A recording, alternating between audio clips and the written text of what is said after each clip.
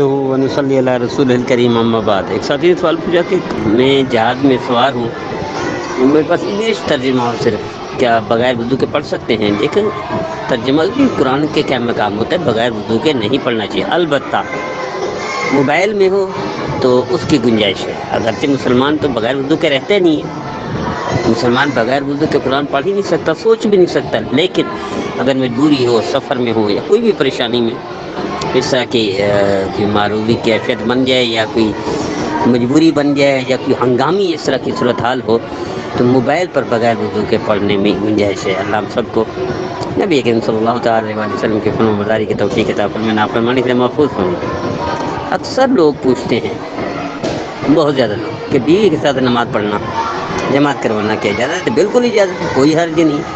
اکیلے پڑھنے سے بہتر ہے بیوی ہو، بیٹی ہو، بہن ہو، ماں ہو، جماعت کر لینا چاہیے مسجد میں۔